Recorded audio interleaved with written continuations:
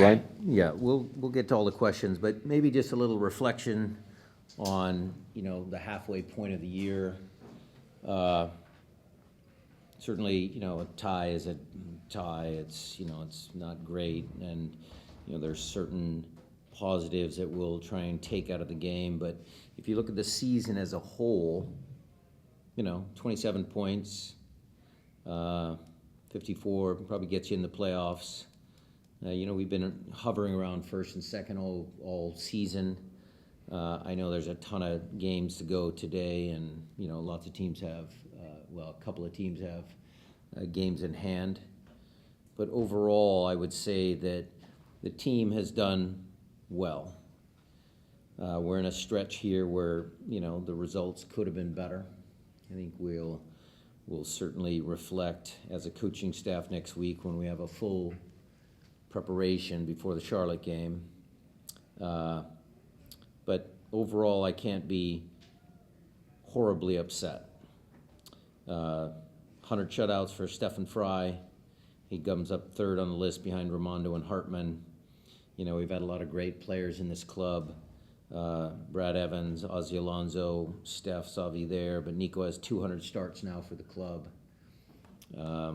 We're getting young kids considerable minutes. And what I mean by that is in years past, maybe the kids have gotten a start here or there, but kids have had opportunities. Reed got his chance today. We'll work with him. But Cody, Josh, Obed, those kids have played significant minutes in some important games. And I think that development will help us down the road as well. I have no fear putting, Dylan Tevez had an outstanding performance against New York Red Bull. So I think the future is positive for me. It'll take me a while. Good luck to Laura and the Rain. Maybe they can salvage, win out of the afternoon. I know it's a gorgeous day. I'll go out there and watch a little bit of the game. But halfway through the year, there's room to grow. That's what I would say. But I'm not completely disappointed. All right, with that, we'll start with questions. Chris Francis, the mic will make its way back to you. Brian, that said, I'm sure some of the players felt like they probably could have won this match, had some chances to score. Maybe is the finishing not where you want it still? We're still, I think, 5 goals in eight matches now. That's priority number one. Look, it's tough sledding out there in the heat, and the turf gets a little sticky. But the question I asked them was, did we really create enough chances? And I think you could say the answer is, probably not. We need to create a little bit more. Some of that is, on the right-hand side, we started 2 kids, and your expectations have to be in line. Normally on our right side with Christian and Alex are lights out. It's good attacking movements down that right-hand side. So with Reed and Cody, expectations in line. I thought they worked hard. I think they were decent. Cody in the second half showed that he could gut it out, still get up and down the line, but they're not finished products yet. The left side, I was impressed with Chu to play 3 games in a week. I don't know if people would have thought that would have happened, but you can tell that he's a dangerous, component to our attack. We just need to get him to have a little bit more final polish on his final pass. And then, look, getting Raul back, we'll be able to extend his minutes for the next couple of games. So, yeah, again, things are looking up. Go to Jeremiah next year.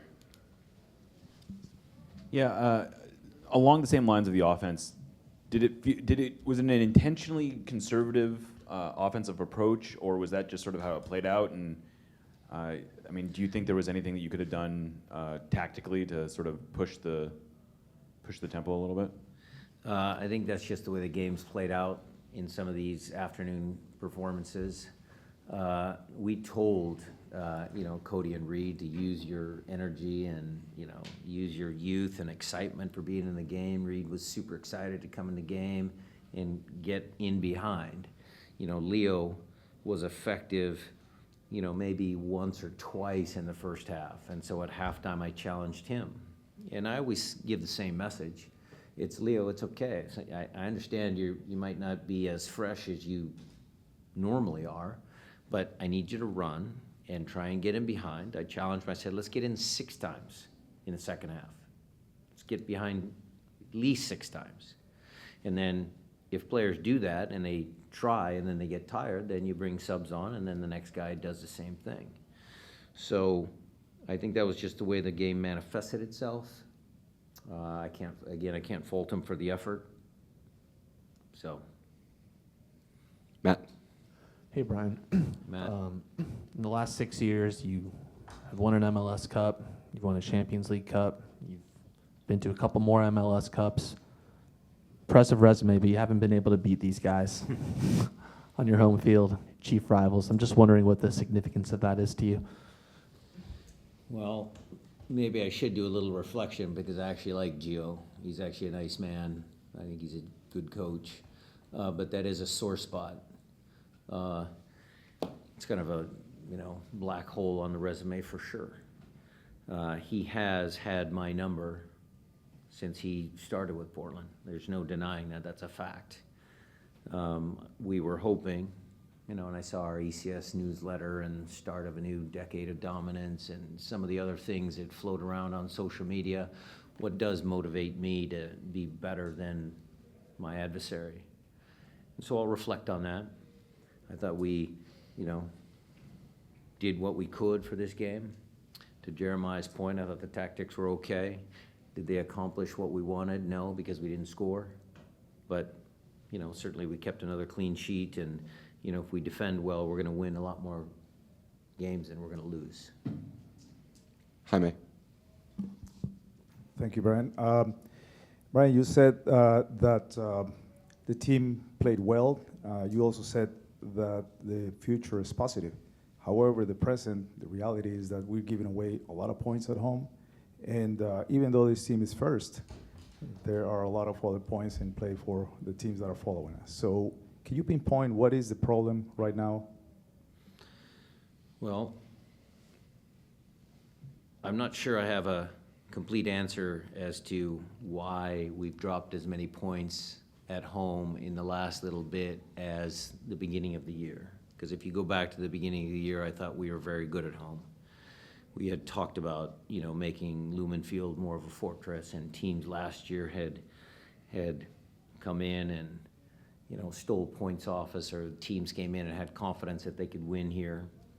And, I think the message tonight was about mentality, gutting out a win, hopefully against our arch rival. And we didn't accomplish that. You are correct. The facts are we've dropped points. But I believe in the process that we have. I think getting Raul back healthy, I think getting Christian back healthy will help. I think Christian's a big part of the squad. It was similar when we lost JP last year after the Champions League final. And I say that with a caveat because we are a team sport. And so I can't blame wins or losses or credit wins or losses to, one player, because the rest of the team has to perform. But yeah, we will continue to try and, fine-tune our attacking movements, see if we can't add anything, and see if we can't start scoring some goals. Tim Booth. Just wanted to ask what you made of Christian's 35 minutes that he got, and you kind of touched on it there, but what will his presence add for you guys as he gets back into full Yeah, fitness? we'll take him a little bit slow. I don't know if you guys noticed, but we didn't have him, go up for headers. We wanted to be a little bit careful there. We're trying to shift Cody up a line so he could attack the ball. Other things defensively, his responsibilities changed. As he gets back up on his feet, you'll see the same Christian Roldan that we've grown to love. He just needs a couple games under his belt. So again, my expectations for Christian was to give everybody a boost. I think that happened. I think the crowd enjoyed seeing him back on the field. It was his birthday today, so we joked a little bit that, before the game, after the game, we couldn't, get him the 3 points for his birthday. But, he's a great great young man and a tremendous soccer player. Nico? Just wanted to get your thoughts on starting Freddie today, how that you feel like that manifested himself in the game, and then your thoughts on Cody Baker and how in that second half you seem to really release him a little more, allow him a little more freedom. Sure. So with Freddie, I thought, maybe we could get a little bit of magic out of Freddie. He's been in enough Cascadia rivalry matches. That was the decision to start him, and instead of Hebert, Raul was still on a time limit as far as minutes are concerned. And Cody, the kid's competitive. You saw that little tussle. I didn't see the exact aftermath of when the guy fouled him deep down the corner, but I know Cody didn't like it, and he let his feelings show, and I appreciate that. Sticking up for himself. As far as unleashing him, it's just the way we play tactically, that the left side's different than the right. So Nuhu tucks around and we build with three. The right back in our system does get higher up the field, so that's tactical. Right here. What are your thoughts on João Paulo's performance today, him playing pretty hard? And Good, always influential.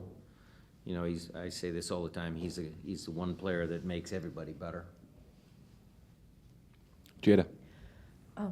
Thanks, Brian. I wanted to ask a little bit about your starting lineup. How much The grace which one? do you give, the starting lineup? Uh-huh. Or just the rotating starting lineup? How much grace do you give to the situation that you're in right now, to the fact that you've had to change a lot of different positions for a lot of different games? Well, that's never ideal, Jada, but it's MLS. Alex took the 5th red card, so that's one.